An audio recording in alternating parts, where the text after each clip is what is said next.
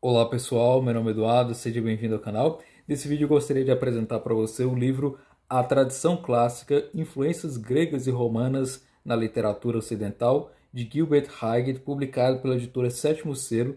Tem cerca de 700 páginas, que vai tratar justamente sobre literatura clássica.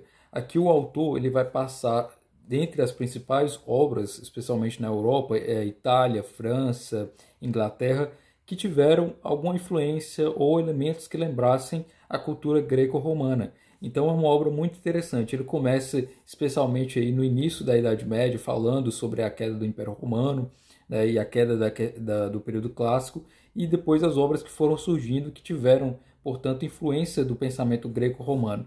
Então é uma obra muito interessante, especialmente no âmbito da história da literatura clássica. Então ele vai passar por várias obras ao longo de todos esses séculos. Por exemplo, ele fala sobre a Divina Comédia e o que há de greco-romano nessas obras. Ele fala sobre Shakespeare, dentre vários outros autores que são importantes na literatura clássica e que sofrem justamente essa influência greco-romana. E por isso o próprio título, né? A tradição clássica, ou seja, aquelas obras que tiveram certos elementos que se mantiveram aí dentro desse período clássico. O período clássico conhecido é o período, especialmente ali no início dos primeiros séculos, né? Ali por volta ali do século I, século II, mais ou menos. Alguns colocam o período clássico até mesmo anterior a isso, né?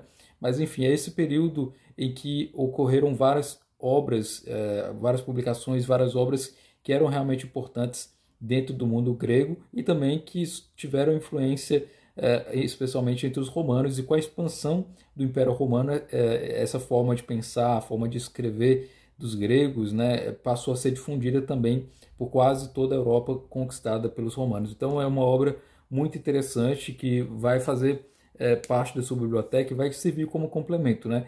Existem duas formas de ler essa obra. Você pode ler ela na íntegra, de forma cronológica, né, começar desde o início, porque ela está posta de forma cronológica.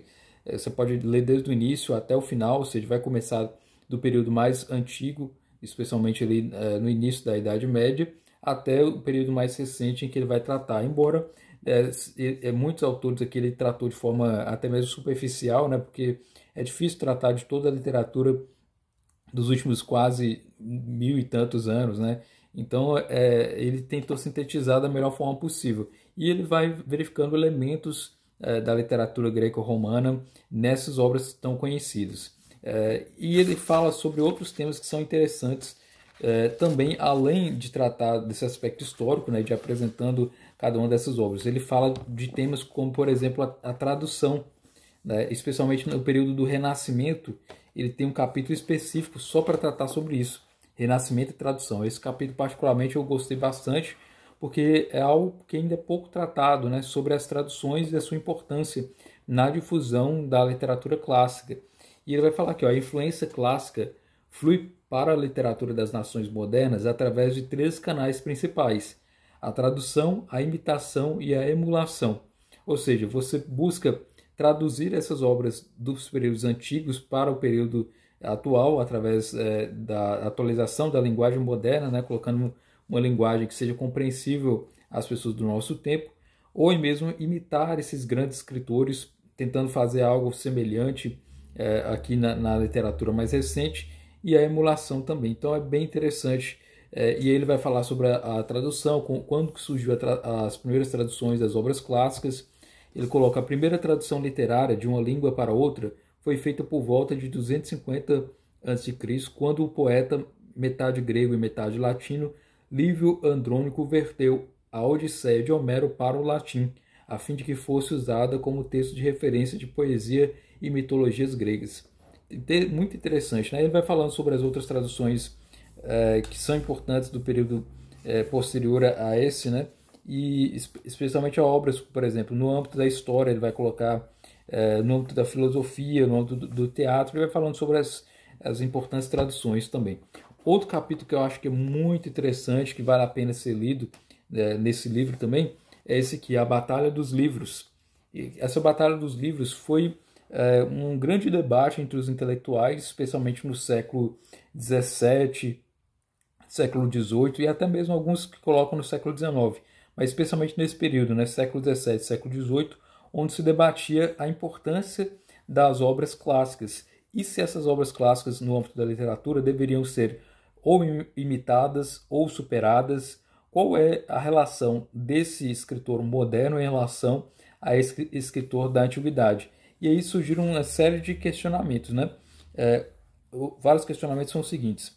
Os escritores modernos devem admirar e imitar os grandes escritores gregos e latinos da antiguidade, ou seja, os escritores modernos eles podem continuar gostando da literatura grega ou latina, ou eles simplesmente devem ignorar isso e podem começar aí novas literaturas diferentes dessa tradição. Outro questionamento: ou já teriam os padrões clássicos de gosto sido superados e ultrapassados? Devemos nos limitar a seguir os passos dos antigos, tentando imitá-los e esperando, na melhor das hipóteses, igualá-los? Ou podemos ambicionar com confiança ultrapassá-los? O problema pode ser colocado de forma muito mais ampla. E aí ele vai tratar sobre esses vários questionamentos que eram feitos. É um capítulo realmente muito interessante, né? Falando sobre essa questão da importância dos clássicos e o que esses grandes pensadores tratavam sobre isso, né? Sobre a vida do autor, o Gilbert Arthur Haggard, ele nasceu na Escócia em 1906, estudou letras clássicas na Universidade de Glasgow e no Balliol College da Universidade de Oxford, onde lecionou até 1936, quando deixou a Inglaterra para ensinar latim e grego na Universidade de Columbia, nos Estados Unidos. Durante a Segunda Guerra, serviu o exército britânico na ocupação da Alemanha, atingindo o posto de tenente-coronel, mesma época em que terminou sua tradução da Paideia de Werner Jäger. Em 1949, publicou A Tradição Clássica, Influências Gregas e Romanas na Literatura Ocidental. Ficou conhecido como o popularizador dos clássicos, um erudito que se fazia entender por todos. Em 1950, ano que publicou A Arte de Ensinar, foi nomeado para a cadeira Anton Professor of Latin Language and Literature, que ocupou até se aposentar. Faleceu em 1978 em Nova York. Ou seja, esse autor, o Gilbert Haggard, foi um grande professor, né, e além de ter sido militar, essa obra dele, A Arte de Ensinar, também é uma obra muito interessante, também que vale a pena. Existe a versão em português. Essa obra em específico, a tradição clássica, né, publicada nesse período da década pós-Segunda Guerra, é uma obra que realmente vale a pena e tem a alta recomendação do Harold Bloom, que é um grande crítico literário, né? O Harold Bloom é muito conhecido por ter lido quase todas as obras clássicas, por assim dizer, e feito suas críticas como escritor. Então, Harold Bloom ele recomenda essa obra. Aqui na contracapa diz o seguinte: a tradição clássica é uma obra admirável. Ao relê-la, passados 60 anos de sua publicação, minha admiração pela maestria desse livro permanece inabalada. Aqui é o autor Harold Bloom, né? Na contracapa, sobre a síntese dessa obra, diz o seguinte: nosso mundo moderno é, em muitos aspectos, uma continuação do mundo da Grécia e de Roma. Cabe, porém, se perguntar se o latim e o grego são línguas mortas, se a civilização e a cultura greco-romanas já fazem parte do passado, o que efetivamente nos une a Homero e Virgílio, a Píndaro e Horácio, a Cícero e Plutarco. Para responder, Gilbert Haggard traça a história das principais maneiras pelas quais a influência grega e latina moldou as literaturas ocidentais, desde a Idade Média até aos tempos atuais.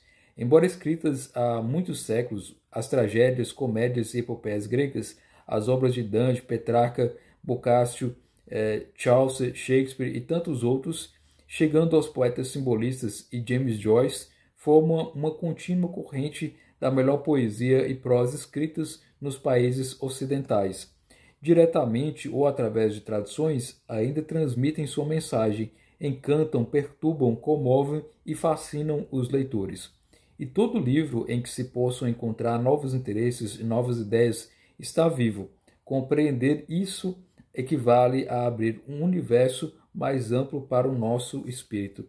Então é uma obra muito rica, né? Tem bons comentários sobre cada uma das obras clássicas dentro da influência que elas trouxeram para essas obras modernas. Fala, como eu já mencionei, sobre Shakespeare, sobre o Parnaso, sobre vários outros temas que são interessantes da obra. Então, para quem é amante da literatura clássica, especialmente dos períodos que vão ter esses grandes autores, né, é realmente uma obra que vai assim, compor sua biblioteca vai ser uma ótima aquisição. E como eu mencionei, você pode ler de ordem cronológica, né, desde o início até o final da obra, ou pode ler os capítulos de acordo com aquilo que for do seu interesse. Então, leia o capítulo sobre Shakespeare, leia a parte sobre tradução, como eu mencionei, dentre outros. Então, é uma obra vale a pena. Eu diria que é uma das grandes publicações desse ano em termos aí de literatura clássica. Então, vale a pena a tradução clássica do Gilbert Haggard. Fica a recomendação. Muito obrigado pela atenção e até nosso próximo vídeo.